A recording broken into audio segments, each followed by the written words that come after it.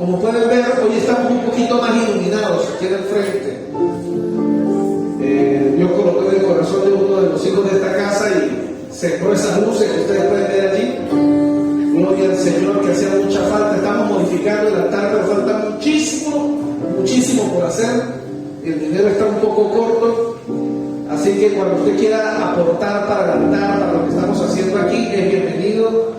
Y si aparte de eso usted tiene carga por algo en específico, siéntase en libertad. Este hermano ayer sintió carga por las luces, las compró, vino y las montó, y ya por las grabaciones nos pueden estar viendo mejor. Dios les bendiga a los que están conectados. Seguramente hoy nos ven mucho mejor que lo que nos veían la semana pasada, porque faltaba muchísima iluminación. Aquí el único problema es que los que estamos aquí nos quedamos medio ciegos. Pero lo importante es que usted nos pueda ver y nos pueda escuchar lo mejor posible. Amén. Lo que Dios espera de ti es el título de la enseñanza de la prédica de hoy. Si usted quiere tomar nota, maravilloso. Para los que están conectados en vivo desde Ecuador y Colombia, que ya se reportaron, Dios les bendiga. Recuerden que en la tarde, después de las 6 de la tarde, esta misma prédica va a ser editada, va a ser arreglada. Usted va a poder descargarla y la puede volver a ver en YouTube y la puede compartir con cualquier otro. Después de las 6 de la tarde, usted va a poder hacer eso. Hoy solamente hay algunas personas que le están viendo en vivo, es una transmisión privada, no es abierta, es privada, que han pedido que quieren participar, y gloria a Dios porque son miembros de nuestra iglesia que están en otras ciudades, en otros países, y gloria a Dios por su vida. Se les bendice. Lo que Dios espera de mí es el título de la enseñanza de hoy, y yo quiero esto agregarlo allí o buscarle en una parte de la historia. Voy a entrar en la historia bíblica del pueblo de Israel en la antigüedad y voy a ubicarme por allá por Primera de Samuel en el capítulo 4, en el verso 10 y en el verso 11. Desde allí voy a comenzar la historia. De seguro ustedes, si tienen algún tiempo en la iglesia, se conoce la historia. Si no se la conoce, hoy se la va a aprender. Va a ser un largo trayecto allí. En Primera de Samuel nos vamos a desplazar por varios capítulos. Primera de Crónicas, nos vamos a desplazar por unos capítulos allí para comprender la historia, y de allí vamos a extraer un mensaje muy importante para nuestra vida, que es aplicable a nuestra familia, a nuestro matrimonio, a nuestros hijos, a los sueños, emprendimientos y a todo lo que usted desea aprender. Así que póngase muy atento porque vamos a aprender hoy sobre lo que Dios espera de ti, basado en la historia del arca que el pueblo de Israel tenía, que fue establecida por Dios para ellos. Primera de Samuel, capítulo 4, verso 10, dice así la palabra del Señor. Pelearon pues los filisteos e Israel fue vencido, y huyeron cada cual a sus tiendas, y fue hecha muy grande mortandad, pues cayeron de Israel 30,000 hombres. Diga conmigo, 30,000. Cayeron 30,000 hombres en esta batalla, y el arca de Dios fue tomada, y muertos los dos hijos de Eli, Ofni y Finis. Voy a arrancar con esta historia y quiero llevar rápidamente a la cultura hebrea. El pueblo de Israel en la antigüedad sale de Egipto, se establece, o Dios nos envía por medio del desierto para llegar a la tierra prometida. Estando en el desierto, Dios quiere establecer su presencia en medio de ellos. Así que establece los 10 mandamientos allí en el desierto por medio de Moisés, y establece las leyes que usted puede leer en los 5 o en el Pentateuco que aparece en la Biblia, los 5 primeros libros de la Biblia, cómo Dios establece las leyes por las que debe regirse el pueblo de Israel. Pero Dios también manda construir un arca donde fueron guardadas los 10 mandamientos, y donde Dios dijo que allí Él establecería su presencia. Entregó a Moisés los planos de la estructura de cómo iba a ser esa arca, de cómo iba a ser el lugar del tabernáculo entero, la tienda, o podríamos decir hoy día con palabras para que usted me comprenda mejor, la iglesia que Él quería, donde se iba a desarrollar el culto o el servicio a Dios.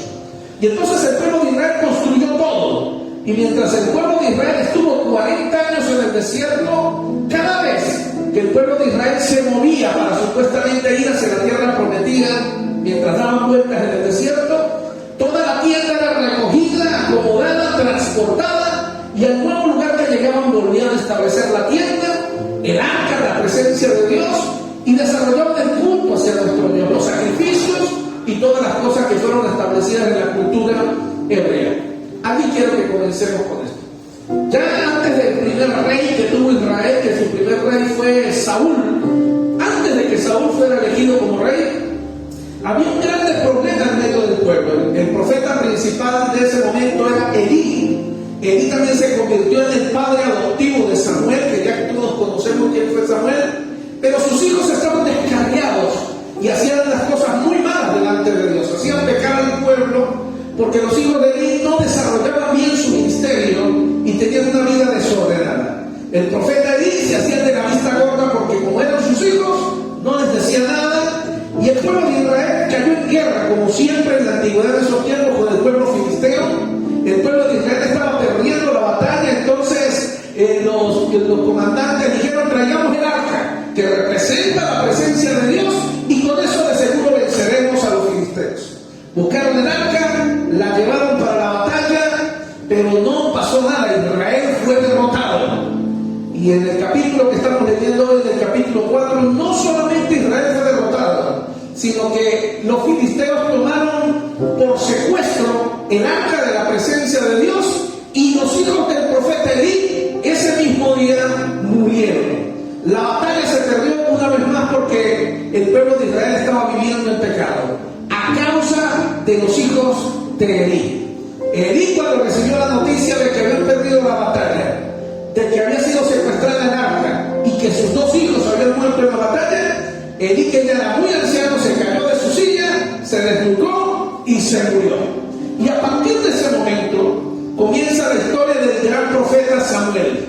Samuel se convierte en el juez de Israel, en el profeta, en el que representaba a Dios, y ahí comienza la historia de Samuel. Tiempo más adelante, más adelante no. El arca estuvo con el pueblo filisteo, y el pueblo filisteo contento y feliz porque secuestraron el arca. Capítulo 6, versículo 1. Estuvo el arca de primera de Samuel, estuvo el arca de Jehová en la tierra de los filisteos 7 meses solamente. ¿Qué fue lo que pasó? El arca había quedado 7 meses en el pueblo filisteo, pero Dios desató su ira dentro del pueblo filisteo por haber secuestrado el arca. Se desataron varias enfermedades graves en ese lugar. Ellos, después de que consultaron todo e investigaron, decidieron devolver el arca al pueblo de Israel. Así que preparan un carro, mandan las vacas, empujan, y el arca llega al pueblo de Israel. ¿Están siguiendo la historia, verdad? Entonces dice en el capítulo 19 de Primera de Samuel 6, Primera de Samuel capítulo 6, verso 19. Vayan haciendo toda la historia en su cara, ahí en su mente, por favor. Es enviado el carro donde lleva el arca de la presencia de Dios a la frontera entre los filisteos y el pueblo de Israel. Verso 19. Dice lo siguiente: entonces Dios hizo morir a los hombres de Bet-Semes, porque habían mirado dentro del arca de Jehová. Hizo morir del pueblo a 50,070 hombres, y lloró el pueblo porque Jehová le había herido con tan grande mortandad. Escuchen lo que estaba ocurriendo. Los filisteos sueltan el arca porque les cae enfermedad. Se dan cuenta que es una maldición de parte del Dios de Israel. Devuelven el arca. La gente de la frontera recibe el arca muy contentos y emocionados, hicieron fiesta, pero cometieron un grave error. Tocaron el arca, revisaron el arca, y Dios se destapó en ira, y la Biblia dice que mató 50,700 hombres israelitas en la frontera.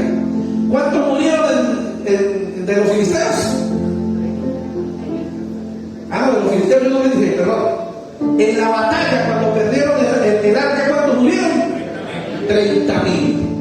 Y ahora, 3 meses después, cuando devuelven el arca, del mismo Israel mueren más de 50,000 más. Habían muerto en 3 meses cerca de 80,000 personas del pueblo de Dios. Esto debería llamar nuestra atención porque era el pueblo de Dios y Dios los estaba matando. Algo estaban haciendo mal. Y dice allá al final del verso 19: y lloró el pueblo porque Jehová lo había herido con tan grande mortandad. En el capítulo 7, verso 1, vamos a continuar la historia, usted me va siguiendo allí, dice: consecuentemente los hombres de Kiriat Jearim vieron llevaron a la casa de Abinadab, en la cima, y fue Eleazar su hijo, a quien ellos santificaron para guardar el arca de Jehová. ¿Me están siguiendo la historia? La devuelven los filisteos, la recibe el pueblo de la frontera, pero cometen el error de meterse y hacer lo que ellos no tenían que hacer. Dios los castiga, se muere mucha gente, y ellos mandan arriba a la casa de uno de los levitas, envían el arca a la casa de Abinadab. Allí se recibe el arca, guardan el arca, y vamos a continuar con la historia allí. Ahora vamos a saltar a Primera de Crónicas, en el capítulo 13. Pero mientras nos buscan la historia allí en Primera de Crónicas 13, quiero seguir uniendo la historia. Israel perdió el arca, voy a repetir lo que decía al principio para abrir su mentalidad aquí. Antes del reinado de Saúl, ojo con lo que le voy a decir, antes de que fuera establecido el primer rey, que fue Saúl, Israel perdió el arca. Durante todo el reinado de Saúl, nunca se mostró interés en recuperar el arca. El arca representaba el centro de adoración del pueblo de Dios. Y durante todo el gobierno de Saúl, nunca el pueblo de Israel trató de recuperar el arca. El arca quedó allá abandonada en la casa de Abinadab. Saúl se muere, y tiempo después David y los líderes deciden buscar el arca del pacto. No era fácil. Habían pasado 20 años desde el día en que el arca llegó a la casa de Abinadab y hasta el día en que David decidió ir a buscar el arca.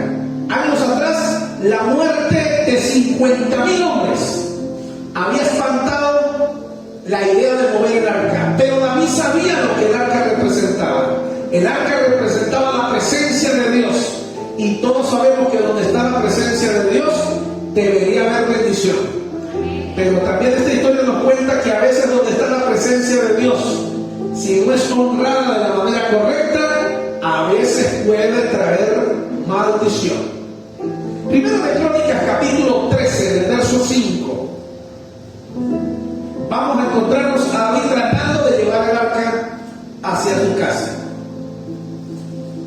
Entonces David reunió a todo Israel, desde Sión de Egipto hasta la entrada de Amán, para que trajeran el arca de Dios de Kiriat Jearim, y subió David con todo Israel a Baalá de Kiriat Jearim, que está en Judá, para pasar de allí el arca de Jehová Dios, que mora entre los querubines, sobre el cual su nombre es invocado. Verso 7.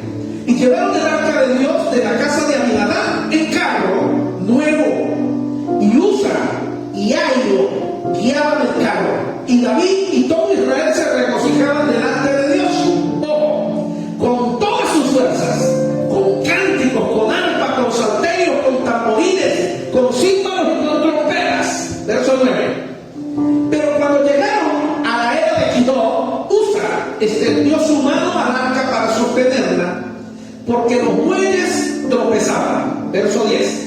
Y el furor de Jehová se encendió contra Uza y lo hirió, porque había extendido su mano al arca, y murió allí delante de Dios. Óyeme bien, esta historia es bastante asustadiza, podríamos decir. 30 murieron 30,000 en el primer momento, 50,000 en el segundo. Guardan el arca. David dice: tenemos que recuperar el arca. La trata de llevar, y cuando tratan de llevarla, otro más se murió. ¡Wow! ¿Qué fue lo que pasó? Una vez más, la muerte, al trasladar el arca, David tuvo miedo. La muerte se hizo presente una vez más. Terror ocurrió y empezó a desplazarse en medio de las filas de Israel.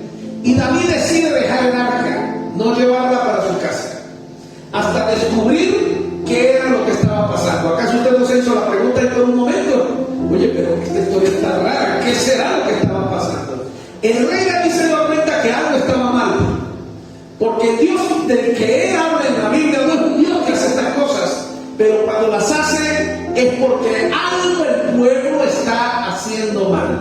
Y ojo con lo que estoy diciendo, ojo con lo que estoy diciendo. Dios ha prometido gran bendición sobre su pueblo, pero a veces la bendición no llega. Y muchas veces lo que viene son tiempos malos y maldición. Y a veces nos quejamos, pero no entendemos el porqué. Todo en la palabra de Dios tiene un propósito, tiene una forma y tiene una manera. Y todo en la palabra y en la presencia de Dios tiene una explicación. Hoy vamos a aprender cuál es la explicación de lo que está ocurriendo. Y eso va a ser aplicable para nuestra vida. Ya que David sí sabía que debía llevar el arca con alegría y con júbilo hacia su tierra. Yo quiero que recuerden, para que estemos dentro de la historia, que el arca estuvo secuestrada 7 meses, pero abandonada por 20 años. Nadie recordaba los detalles a tener en cuenta al momento de trasladar el arca. Desde los tiempos de David, nadie había cuidado el arca como debía ser. Y los hijos de David la habían descuidado, la presencia de Dios. La presencia de Dios había sido abandonada aún cuando el arca estaba dentro del pueblo. Quiere decir que desde los tiempos de David nadie sabía administrar la presencia de Dios.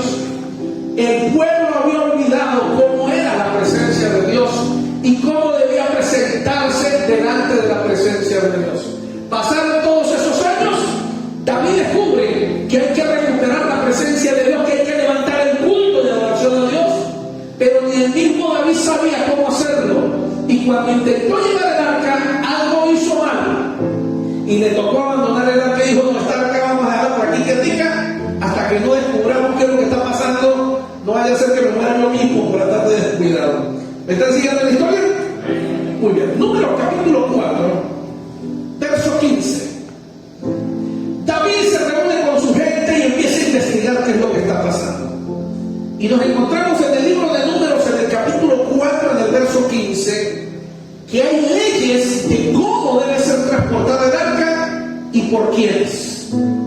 Dice en el Números capítulo 4, verso 15: el campamento estará listo para trasladarse cuando Aarón y sus hijos hayan terminado de cubrir el santuario y todos los objetos sagrados.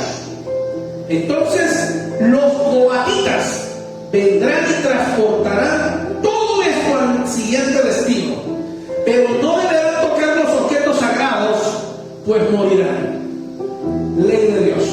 ¿Quiénes eran los coatitas? Los coatitas eran parte del pueblo de Dios, eran parte de los levitas. Recuerda que en la antigüedad Dios escogió al pueblo levita, o a la tribu de Leví, de todas las tribus, escogió una y le dio un encargo especial, y es que ellos se encargarían del culto religioso para Dios. Ellos no tendrían otra función dentro del pueblo. Dentro de los levitas usted va a encontrar que no había carpinteros, no había herreros. Dentro de los levitas no habían tesoreros, no habían peluqueros. Dentro de los levitas solamente había gente dedicada al culto. Pero aún dentro de los levitas habían familias, y el trabajo de la atención del culto hacia Dios había sido distribuido por familias. Dios lo estableció de esa manera, y nadie podía hacer algo diferente de lo que Dios le había asignado. Por eso cuando leemos en el 4:15 dice: el campamento estará listo para trasladarse cuando Aarón y sus hijos hayan terminado de cubrir el santuario. Los únicos que tenían acceso al lugar del santuario eran Aarón y sus hijos. Eran los únicos que podían tocar las cosas santas de la adoración a Dios. Más nadie podía tocarlas. Así que cada vez que el pueblo de Israel tenía que moverse de un lado a otro, Aarón y sus hijos eran los que entraban al lugar santo, recogían las cosas, las cubrían, las metían dentro de cajas y las acomodaban, y luego llamaban, según la ley. Entonces los coatitas vendrán y transportarán todo esto al siguiente destino. Luego venía la familia de los coatitas. Los coatitas, que eran levitas, eran los responsables del transporte. Ellos no hacen otra cosa. Cada vez que el pueblo de Israel tenía que mover el lugar de adoración, los hijos de Aarón se encargaban de la mudanza interna, pero mover todos los corotos le correspondía a los coatitas. Y allí, cuando Dios le dio esta ley a Moisés, dijo: pero no deberán tocar los objetos sagrados, porque si lo hacen, una ley en el libro de Números que decía que nadie podía tocar los objetos sagrados, solamente Aarón y sus hijos. ¿Están siguiendo por qué estaba ocurriendo tanta mortandad en este tiempo? Nadie recordaba estas leyes. Nadie recordaba por qué, porque el pueblo de Israel había olvidado el culto hacia Dios. Y ojo, porque es que cuando la gente pierde la cultura de adorar a Dios de manera seguida, cuando la gente pierde la cultura de ir a la iglesia, cuando la gente pierde la cultura de leer la Biblia, cuando la gente pierde la cultura de orar y de hablar con Dios, cuando la gente pierde la cultura de congregarse, se les olvida cómo se hace y hacen cosas indebidas que antes sabían, pero la práctica la olvidaron. Y de eso era lo que estaba ocurriendo con el pueblo de Israel. ¿Cuántos me están siguiendo? Muy bien. Cuando el arca estuvo con los filisteos, la ira de Dios se encendió porque estaban en medio de un pueblo que no era el pueblo de Dios. Y eso desató muchas enfermedades. Cuando el arca de Dios fue de vuelta, la ira de Dios se encendió porque la gente de este pueblo tocó y miró dentro del arca y más de 50,000 murieron. Ahora David, con su mejor intención, queriendo hacer las cosas de la mejor manera, intenta llevar el arca al lugar correcto. Y ocurre otra muerte más. Otro hombre no autorizado tocó el arca y murió. Qué delicado es adorar a Dios. Pareciera fácil, pero no es tan fácil. Capítulo 15 de Primera de Crónicas. Ya vamos a ver qué hizo David. Vamos a ver la historia. Primera de Crónicas, capítulo 15, verso 2. Entonces dijo David: el arca de Dios no debe ser llevada sino por los levitas. Escuche lo que David descubrió. Se puso a estudiar con los líderes y descubrió que el arca de Dios primero no la pueden tocar cualquiera, solo levitas, porque a ellos ha elegido Jehová para que lleven el arca de Jehová y le sirvan perpetuamente. ¿Le está siguiendo la historia? David se da cuenta, ya un momentico, hubo un muerto. Vamos a ver por qué hubo el muerto. Se puso a investigar. Ya va, lo primero que descubrí: nadie puede tocar el arca, solo los levitas, y solo ciertas personas fueron escogidas por Dios para llevar su presencia perpetuamente. Versos 11 y 13 del mismo capítulo. Y llamó David a los sacerdotes Sadoc y Abiatar, y a los levitas Uriel, Asaías, Joel, Semaías, Eliel y Aminadab. Y les dijo en el verso 12: vosotros que sois los principales padres de las familias levitas, santificados vosotros y vuestros hermanos, y pasad el arca de Jehová de Dios, del Dios de Israel, al lugar que le he preparado. Verso 13, pilas con lo que dice el verso 13. Pues por no haberlo hecho así, vosotros la primera vez, Jehová nuestro Dios nos ha quebrantado, por cuanto no le buscamos según sus ordenanzas. ¡Wow! Óigame bien, qué importante es hacer lo que Dios manda y de la forma como Dios quiere que sea hecho. El arca representaba la presencia de Dios y David quería que la presencia de Dios estuviera a su lado, porque la presencia de Dios era garantía de éxito en lo militar y en todo lo que representa la familia. David era inteligente, él quería hacer lo correcto y que las cosas se hicieran bien, pero no sabía cómo hacerlas. Primera de Crónicas, capítulo 13, verso 14. Vamos a seguir la historia. Entonces, cuando David se murió, aquel muchacho dejó el arca mientras fue a investigar en la casa de otra persona. Dice: y el arca de Dios estuvo con la familia de Obed-Edom. ¿Había escuchado nombrar a Obed-Edom? David dejó el arca en la casa de Obed-Edom. Se murió uno. David pidió que es la casa que está más cerquita. Usted, en su casa se va a quedar el arca, porque no la podemos llevar porque se murió uno y no queremos que se muera más. Y el Obed-Edom fue escogido para guardar el arca con el riesgo de que hubiesen más muertes, ¿no?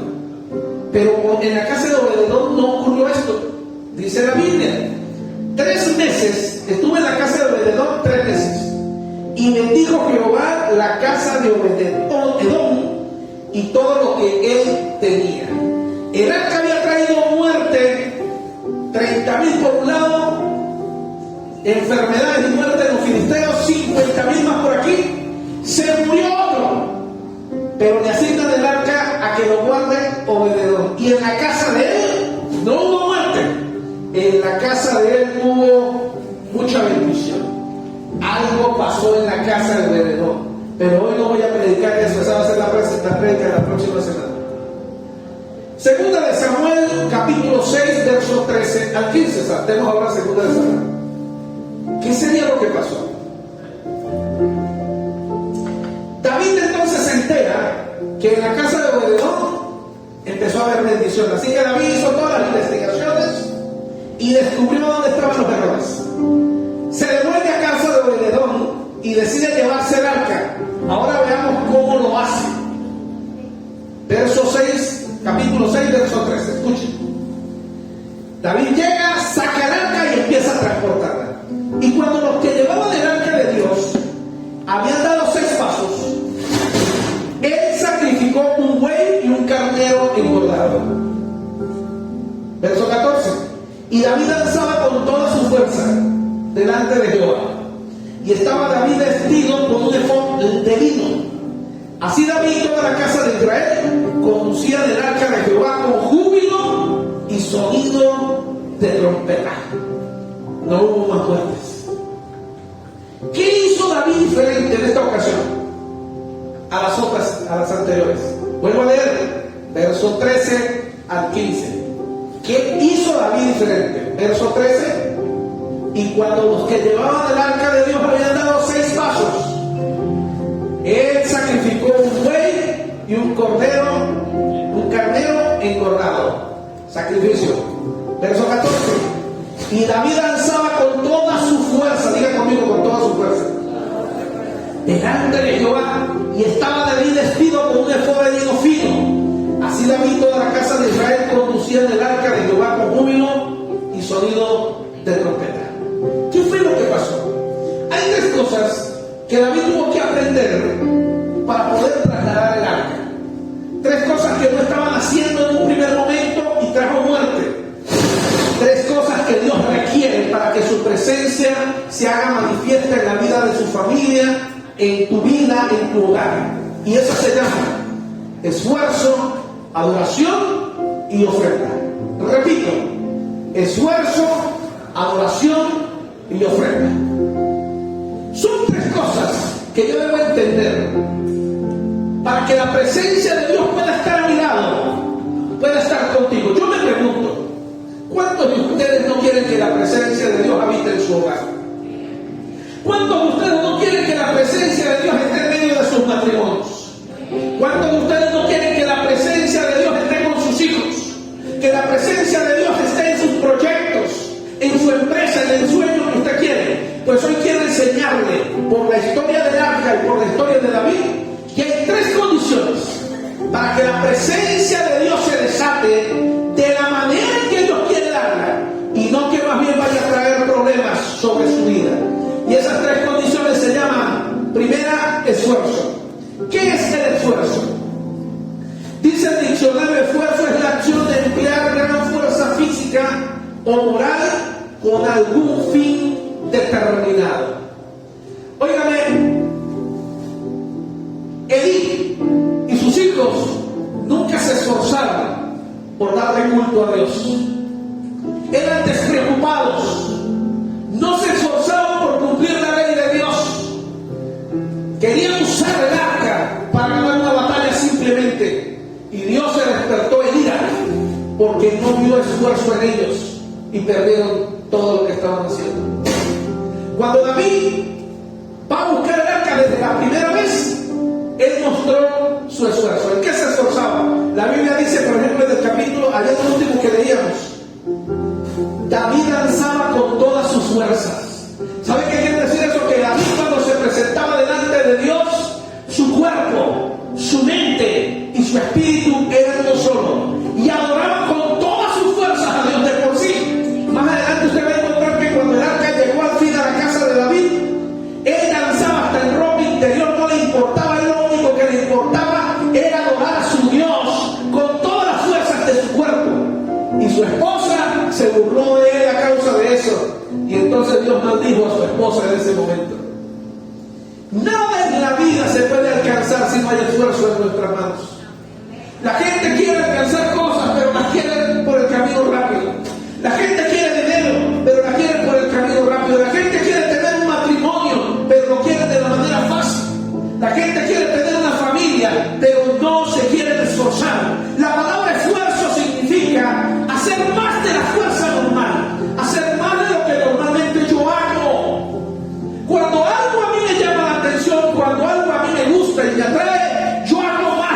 que normalmente hago. Cuando tú tienes que ir a tu trabajo, yo recuerdo cuando era empleado, si tal vez algunos de ustedes son empleados o tienen su negocio, usted sabe que tiene que ir a trabajar. Y ese día llueve, pero usted sabe que tiene que ir a trabajar. Ese día puede que caiga hasta granizo, pero usted sabe que tiene que ir a trabajar, porque si no va a ir a trabajar, la empresa se le cae, el negocio se lo cierra. Si usted pinta uñas y no va a trabajar, los clientes se le van para otro lado. Si usted corta pelo y no va a ir a trabajar, los clientes se le van para otro lado. Si usted vende cualquier cosa y no va a trabajar, los clientes agarran para otro lado. Si la gente viene a buscar tu consejo, tu orientación en lo profesional que tú eres, y tú no estás en tu oficina, los clientes se dan cuenta que no vale la pena y se van para otro lado. ¿Por qué? Porque muchos de nosotros no estamos dispuestos a esforzarnos. Queremos simplemente pedirle a Dios: bendice mi negocio, Señor. Pero ¿qué tipo de esfuerzo estás haciendo tú por tu negocio?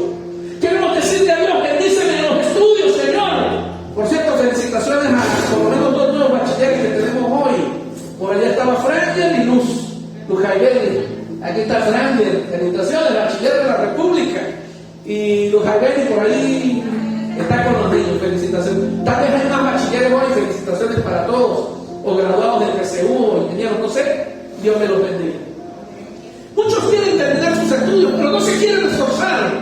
Oh, yo quisiera ser bachiller, yo quisiera ser licenciado, yo quisiera ser abogado, yo quisiera ser doctor, yo no sé qué. Pero se les olvida que todo en la vida requiere, diga conmigo, esfuerzo. Si usted quiere tener un título y no se quiere esforzar, le toca pagarlo. Hay compre un título ahí chico y no se esfuerce. Pero si usted quiere que lo llamen licenciado, si usted quiere que lo llamen bachiller, si usted quiere que lo llamen de seguro al menos, y si quiere que le digan algún nombre mejor, usted tiene que estudiar. Y usted se tiene que esforzar. Y tiene que cumplir las leyes para que usted reciba ese título. No pretenda quejarse hoy día porque usted no gana muy poquito y que el otro nada más que usted si usted no quiso estudiar. Porque a usted le dio flojera y no se quiso parar de madrugada para estudiar. No se quiso acostar tarde para estudiar. Mucha gente quiere tener títulos, pero no entienden que estudiar significa sacrificio. Esfuerzo.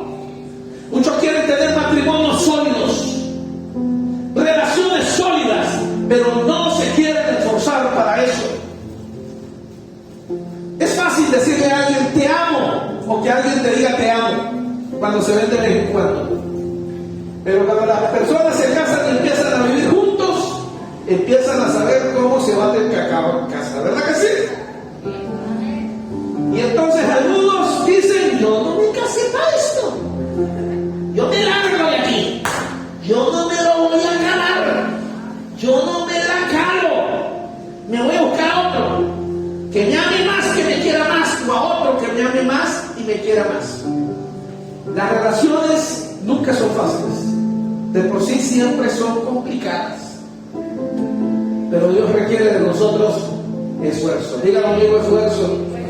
Sacuda a alguien al lado y dígale: te tienes que esforzar por lo que quieres.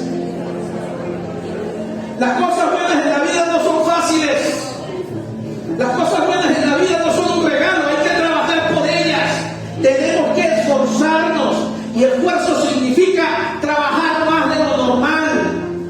Trabajar más de lo normal por mi matrimonio, trabajar más de lo normal por mi negocio, trabajar más de lo normal por mis proyectos, por mis sueños, trabajar más de lo normal por mis hijos. ¿Por qué? Porque son importantes para mí.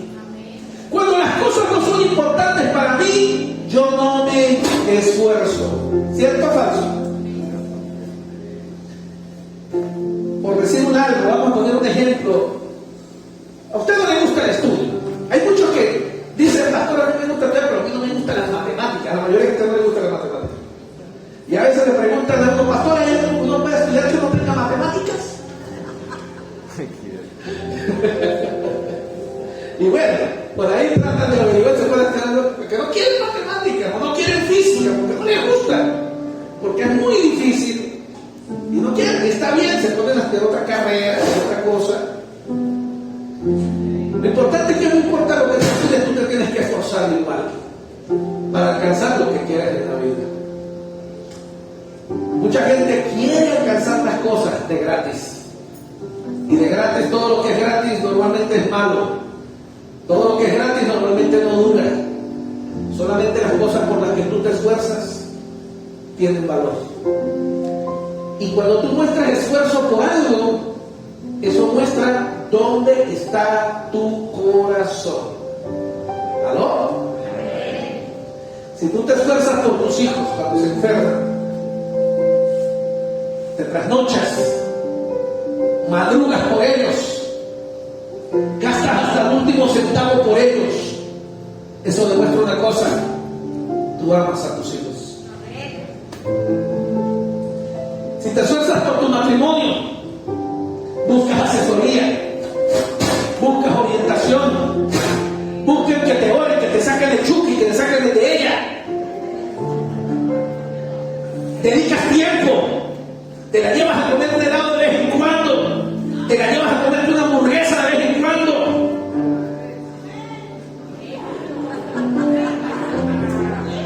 No es por nada, pero ¿cómo dice la canción? Sácala.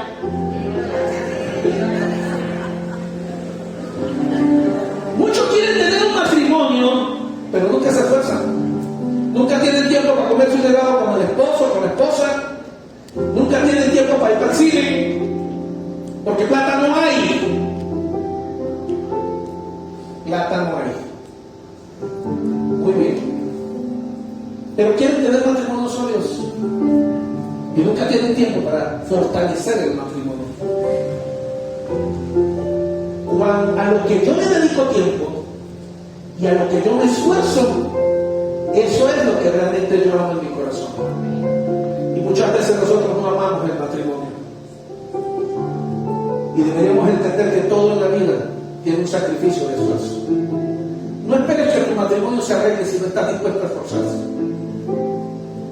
No esperes que tu esposa cambie o tu esposo cambie si tú no estás dispuesto a dar un esfuerzo de más, a trabajar duro. Por eso que implica amar a otra persona que es diferente a ti. Ojo, certifico, no es fácil. Yo también estoy casado. Y mi amada es una bendición maravillosa. Es una bendición hermosa. Estoy enamorado de ella, gracias al Señor. 28 años y espero otros 28 más con ella.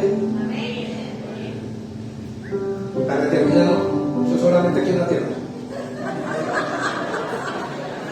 En la eternidad vamos a tener abundante paz.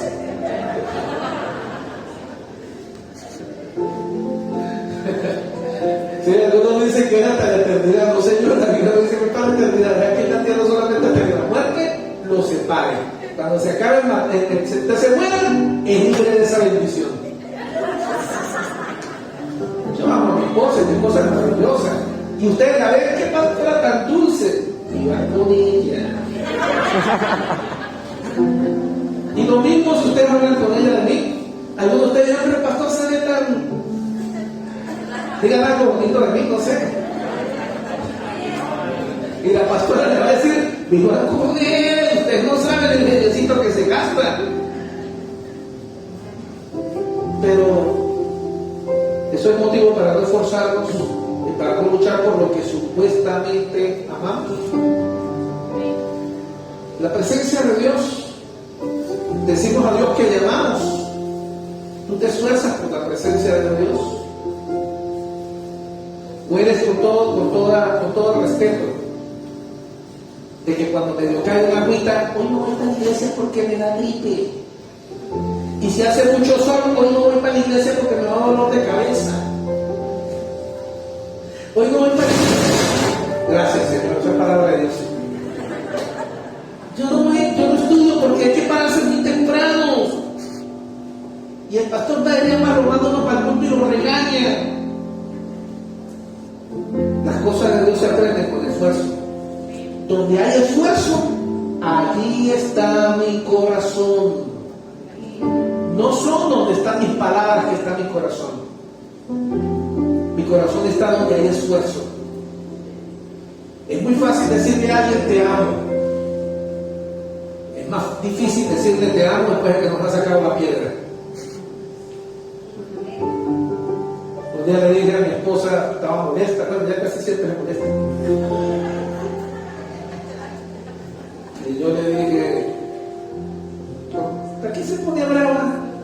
igualito nos vamos a contentar. Porque yo no sé usted, yo me la voy a cagar hasta que me muera. Porque el pacto me hice con Dios. Así que es peleado. Tenemos que arreglarnos. Nos va a tocar contentarnos. Entonces, dejemos de perder tiempo, vamos a contentarnos más rápido. En vez de estar peleando, vamos a dar besos. En vez de estar peleando, vamos al cine. En vez de estar peleando, váyanse a comer helados. Váyanse a una plaza. Bueno, yo no sé usted, por lo menos yo me casé para toda la vida. Y yo no tengo pensado, pase lo que pase, separarme de mi esposa. Pienso estar con ella para toda la vida. Y que si hemos tenido problemas, mire, lo puedo garantizar, hemos tenido problemas fuertes. La pastora dice que yo tengo un necesito terrible, pero ustedes se imaginan cómo es de ella. Pero así fue que Dios me la dio, y así fue que yo la escogí, y así fue que Dios nos dio la bendición. Yo no puedo simplemente amar a algo cuando las cosas son buenas, y cuando las cosas no son buenas simplemente ya no le amo o le abandono. Eso no es amor. Diga conmigo, ¿dónde está mi esfuerzo? No le escuché. ¿Dónde está mi esfuerzo? Allí está mi corazón. Ahora te pregunto y no me contestes. ¿Dónde está tu esfuerzo? ¿Por qué cosas tú te esfuerzas? Porque allí es donde está tu corazón. Y que el Señor añade el resto. Lo segundo que hizo David, aparte de esforzarse, que se esforzó por buscar, y quiero dejar esto claro, el esfuerzo de David fue sobrehumano.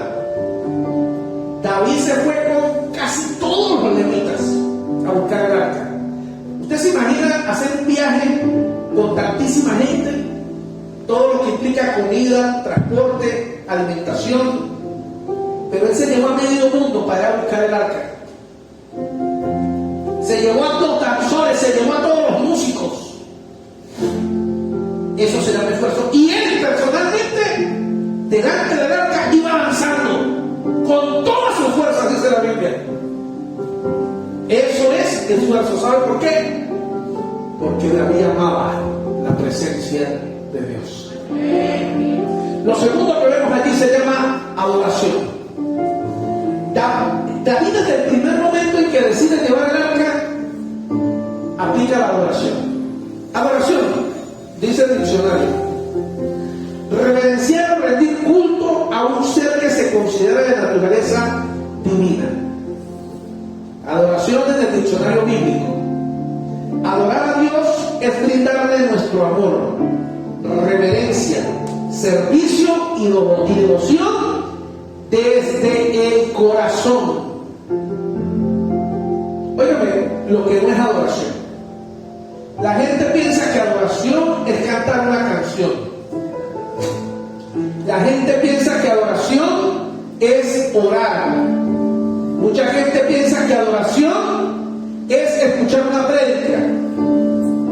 Óigame, esas cosas son frutos de la adoración, resultados de la adoración, señales de la adoración, pero eso no es adoración. Porque la verdadera adoración de la que habla la Biblia es algo que nace del corazón. Yo puedo estar cantando una canción y no estar adorando, pero alguien que adora sí sabe cantar una canción al Señor. Yo puedo estar de rodillas orando y no adorando, porque puedo estar orando y con mi corazón estar pensando en otras cosas. Pero alguien que sabe adorar es alguien que sabe orar. Yo puedo ir para la iglesia y no estar adorando, porque puedo ir para la iglesia por rito religioso, o porque no tengo más nada que hacer, o porque tengo una necesidad y voy a ver si me ocurre un milagro. Y eso no es adorar. Pero alguien que es un adorador siempre busca estar en medio del pueblo de Dios. Adoración no es algo que se ve. Adoración es algo que nace desde el corazón y da frutos que se ven. Por eso la Biblia habla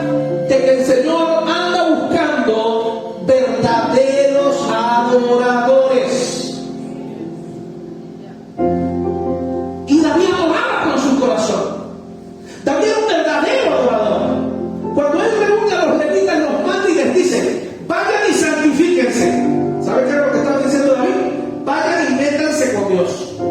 Vayan y quítense el pecado que tienen encima. Hagan todo para sentirse santos, porque vamos a ir a buscar el arca de Dios. Y nadie puede entrar a la presencia de Dios sin ser un verdadero adorador. Porque si algo mueve el corazón de Dios, es un corazón que sabe adorar. ¿Aló? Le he hablado de dos secretos: esfuerzo y adoración. Pero ahora le quiero hablar del tercero. Hay una tercera cosa que David no hizo en la ocasión primaria, y se llama ofrenda. Y ahora no se preocupe que no le voy a hablar de dinero, porque la gente cuando escucha la palabra ofrenda se imagina es dinero. Pero la palabra ofrenda, cuando usted la busca en la Biblia y usted busca su significado bíblico, la palabra ofrenda es sinónimo de sacrificio. ¿Aló? La palabra ofrenda es sinónimo de sacrificio. El Señor decía: traigan mi ofrenda. En el antiguo pacto, cuando tenían el arca preparada, y el Señor decía: ofrézcanme, traigan mi ofrenda un animal. Y a la vez eso significa: sacrifiquen un animal en mi nombre. La palabra ofrenda significa sacrificio. ¿Y sabe qué era lo que David no había hecho? Y después de que corrigió todo, en esta última oportunidad se hizo. Aquí se lo leo. Segunda de Samuel 6:13. Y cuando los que llevaban el arca de Dios habían dado 6 pasos, él sacrificó un buey y un carnero engordado. Óigame lo que él sacrificó. No sacrificó una cabra flaca. No sacrificó un marrano que estaba enfermo. Dice que David sacrificó un buey, es decir, el más mamarrudo de todos los animales. Y dice que sacrificó un carnero engordado. Quiere decir que agarró el carnero, el que estaba engordando para negocio, para vender, el más bonito, el más papiado, y dijo: este carnero lo vamos a sacrificar. ¿Qué quiere decir entonces la palabra ofrenda? La palabra ofrenda siempre será sacrificio. Ahora, ¿por qué la palabra ofrenda en el nuevo pacto ya Dios no habla de sacrificar animales, que sí eran del antiguo pacto? Y las ofrendas en el antiguo pacto, entiéndase algo, también eran según, para que usted esté comprendiendo por qué se relaciona con lo económico. Cuando usted lee la palabra ofrenda y los sacrificios en el antiguo pacto, los sacrificios no eran igual para todo el mundo. Y las ofrendas no eran solicitadas por Dios de la misma forma para todos. Había gente que tenía que sacrificar bueyes, pero la ley decía: si no tiene para sacrificar un buey, que sacrifique un carnero. Si no tiene para sacrificar un carnero, que sacrifique no recuerdo bien los detalles, un ovejo. Si es muy pobre y no tiene para sacrificar eso, que sacrifique una paloma. Si no tiene ni plata para sacrificar una paloma, ¿por qué? Porque son animales que representaban dinero. Entonces, al final decía: que no tenga para sacrificar una paloma, que haga una tortilla de harina. ¿Sabe qué está diciendo la Biblia? La palabra ofrenda tiene que ver con sacrificio. Y los sacrificios y las ofrendas tienen que ver también con la capacidad económica de la gente. Cuando David ofreció ofrenda para Dios, Dios le recibió la ofrenda, la que él podía dar. Y David era un hombre rico. Él no podía salir de Dios con cualquier ofrenda chicuta. Y David ofreció el mejor de los bueyes y el mejor de los carneros como ofrenda a Dios. Y entonces Dios recibió esa ofrenda como olor grato. La primera vez que en la Biblia aparece la palabra ofrenda fue cuando Abel y Caín y Abel, ¿lo recuerdan? Dios les pide una ofrenda y ellos van y llevan una ofrenda. La ofrenda de Abel es bien recibida, porque Dios miró el corazón de Abel y miró la ofrenda de Abel. Y el corazón de Abel iba con la disposición de honrar a Dios.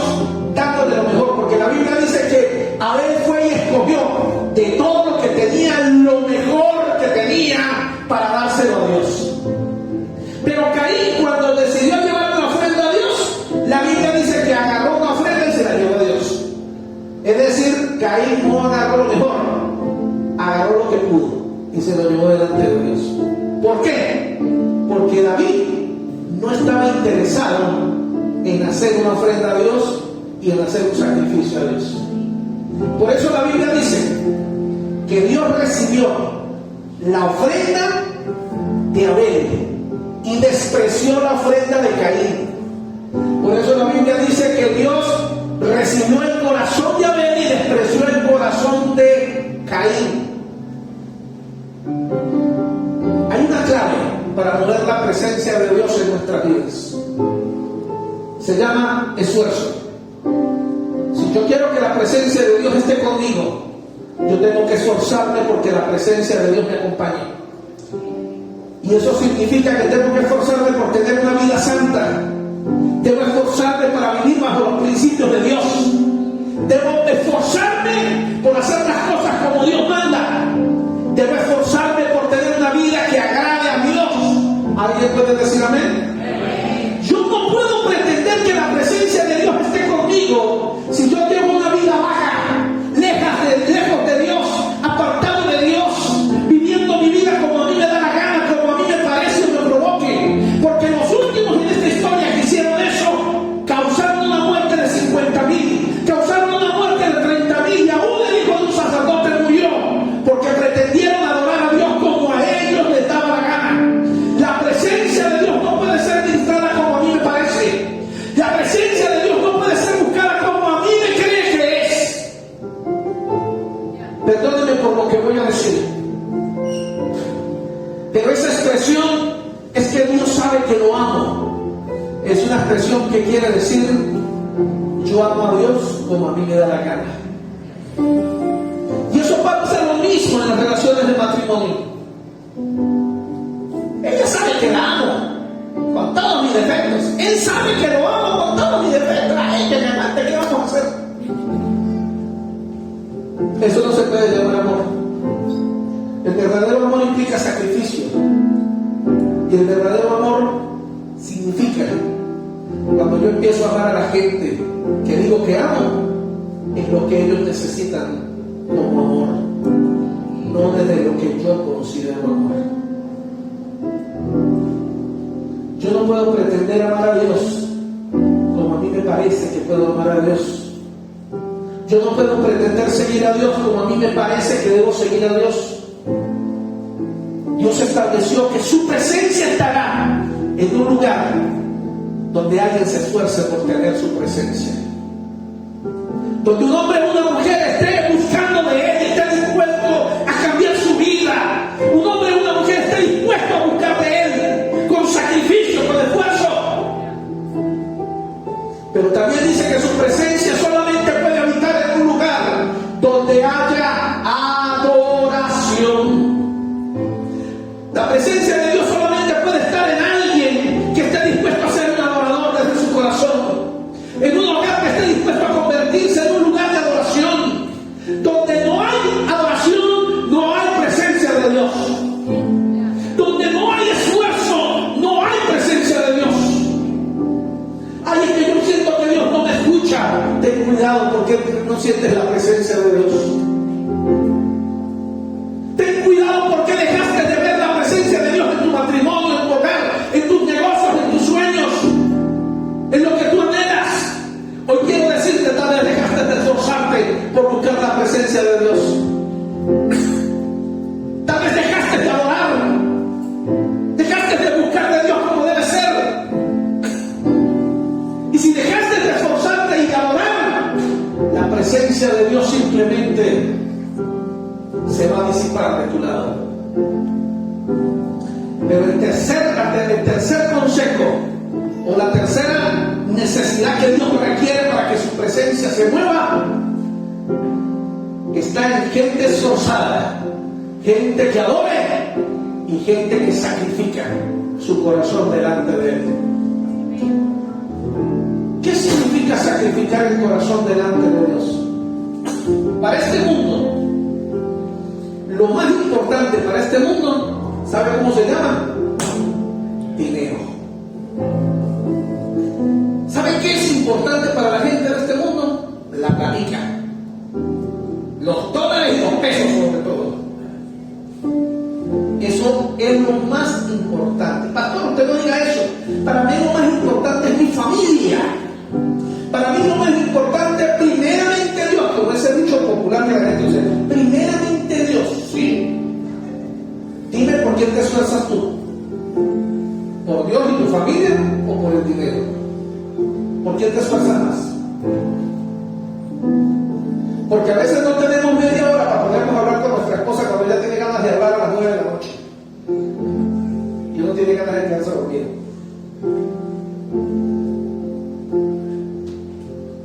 esfuerzo.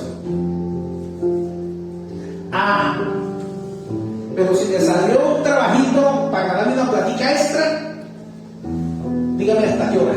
12 de la noche, 1 de la madrugada, aquí usted me tiene. Fin de semana, domingo, lunes, fiesta nacional, aquí yo estoy. Pero las esposas a veces le dicen, papito, vamos a ir a comer un helado. No hay plata y no hay tiempo.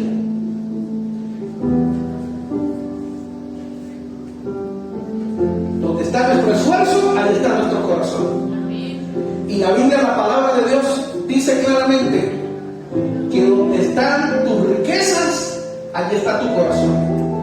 Lo que quiere decir la Biblia es lo que realmente para ti es importante, allí es donde está tu corazón y allí es donde tú te esfuerzas.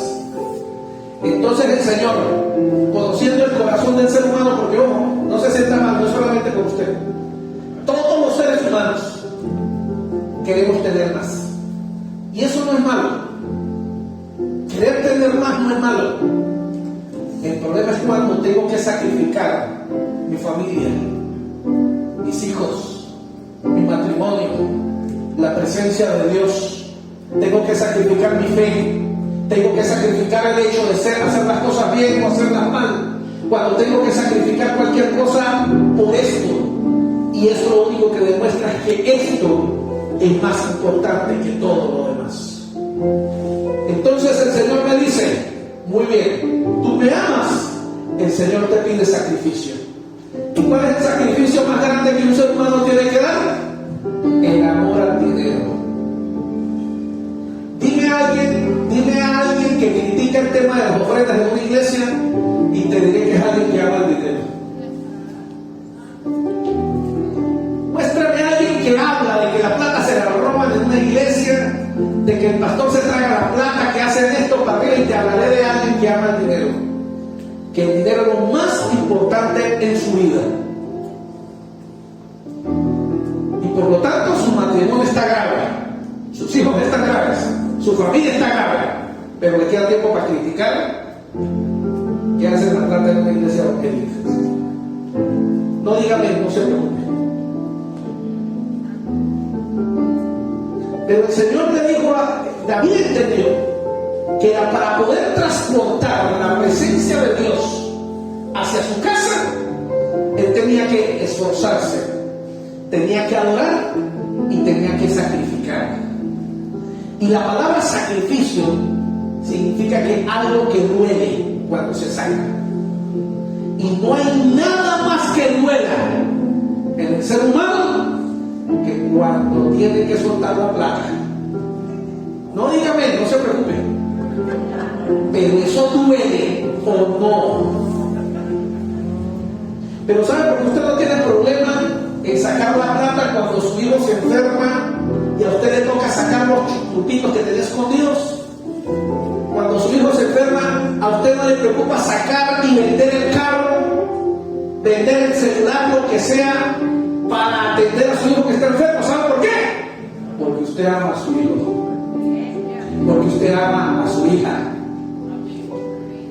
O usted se enferma y está dispuesto a vender el carro, a vender la casa, para operarse y pasar lo que sea necesario. ¿Sabe por qué? Porque usted quiere vivir, porque usted ama la vida.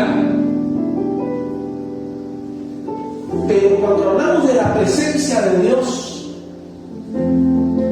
hay muchas cosas que no estamos dispuestos a sacrificar, ni a esforzarnos, y tampoco a adorar. Hoy le quiero regalar estas tres. La presencia de Dios quiere estar en la vida de un hombre y de una mujer. La presencia de Dios quiere estar en tu familia y en tu hogar. Pero necesitas tres componentes. Necesitas seguir siendo un hombre o una mujer que te esfuerces. La presencia de Dios nunca ha sido fácil. Para ser enseñado, para vivir en la presencia de Dios, Dios pide tiempo. Ora, cierra la puerta detrás de mí y hablemos en privado. Lee la Biblia, estudia la palabra de Dios. Ve a la iglesia, no faltes a la iglesia. Recibe palabra de Dios. Estudia la palabra, estudia el discipulado. Esfuérzate. Aprende a orar. corazón, no solamente con la música. Hay gente que a veces le dice a uno, uy, cómo me hacía falta venir a la iglesia para entrar en la presencia de Dios. Déjame decirte algo, tienes serios problemas, porque si necesitas la iglesia para entrar a la presencia de Dios, quiere decir que tú no eres alguien que puede generar la presencia de Dios. Quiere decir que la presencia de Dios no está contigo, está en la iglesia y tienes que venir a buscar la presencia de Dios en la iglesia. No, señor. La idea es que la presencia de Dios esté contigo, en tu casa, en tu hogar, en tu matrimonio. Y cuando vengas a la iglesia, no tienes que venir a buscar la presencia de Dios. A lo que vienes a la iglesia es a entregarle tributo y agradecimiento a Dios, porque su presencia ha sido fiel contigo durante toda una semana.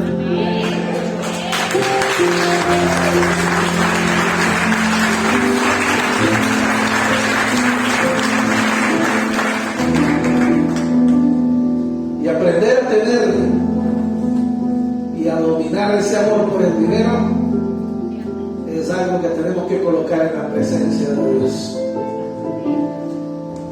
Por favor, colóquese en pie.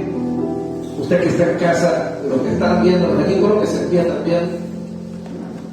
Quiero que me acompañe a orar. La grabación la puedes parar. Déjenme